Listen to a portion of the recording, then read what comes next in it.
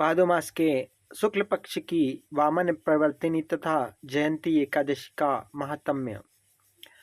धर्मराज युधिष्ठिर बोले, हे भगवान, भादो माह के शुक्ल पक्ष के एकादशी का नाम तथा विधि क्या है, सो कहिए। श्री भगवान बोले, हे राजा श्रेष्ठ, इस एकादशी को वामन प्रवर्तनी तथा जयंती एकादशी कहते हैं। इसकी कथा सुनने मात्र से ही समस्त पापों का नाश हो जाता है। इस जयंती एकादशी की कथा से नीच पापियों का उद्धार हो जाता है। यदि कोई धर्मपरायण मनुष्य इस एकादशी के दिन मेरी पूजा करता है तो मैं उसे समस्त संसार की पूजा का फल देता हूँ। जो मनुष्य इस एकादशी के दिन श्री वामन भगवान की पूजा करता है वह तीनों देवता अर्थात ब्रह्मा, विष्णु, महेश की पूजा करता है। इस एकादशी के दिन विष्णु भगवान करवट बदलते हैं, इसलिए इसे परिवर्तिनी एकादशी कहते हैं।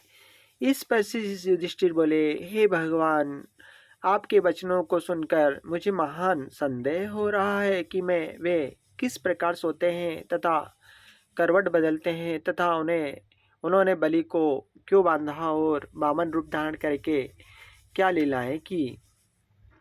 श्री भगवान बोले, त्रेता युग में बलि का नाम दानव कुल में उत्पन्न एक राजा था।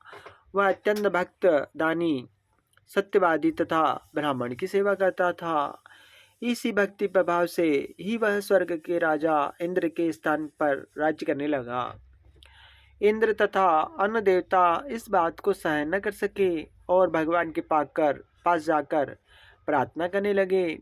अंत में भगवान ने वामन रूप धारण किया और बलि के द्वार पर जा पहुँचे।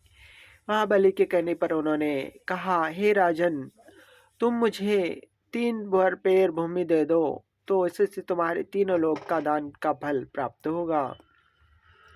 राजा बलि ने इसी छोटी सी याचना को स्वीकार कर लिया और भूमि देने को तैयार हो गया।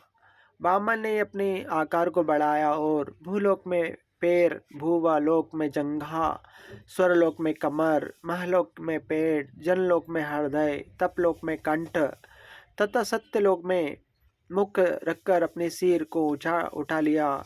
और फिर उन्होंने राजा बलि को पकड़ा और पूछा कि हे राजन, अब मैं तीसरा पैर कहाँ रखूं? इतना सुनकर राजा बलि ने अपना पैर नीचे कर दिया। उस पर उन्होंने अपना तीसरा पैर रख दिया तो वह भक्त दानव पाताल को चला गया। उसे अत्यंत विनीत पाकर विष्णु भगवान बोले, हे बलि, मैं सदैव तुम्हारे पास ही रहूंगा। भादो माह के शुक्ल पक्ष की पर्वतिनी नामक एकादशी के दिन उनकी मैं एक प्रतिमा राजा बलि के पास रहती है और एक शीश सागर में शेष नाग पर शयन करती ही रहती है। ऐसे एकादशी को विष्णु भगवान सोते हैं और करवट बदलते हैं। इस दिन चावल और दही सहित रूपा का दान किया जाता है।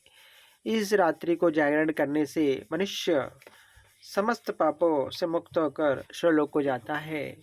ओम नमो भगवते वासुदेवाय नमः। ओम क्लीं। ओम नमो भगवते वासुदेवाय नमः। ओम कर्पूरगौरवं कर्णावतारं संसारसारं भुजगेन्द्रहारं सदा वसन्तं हृदयारविन्दे भवं भवानी सहितं नमामि। जय हो।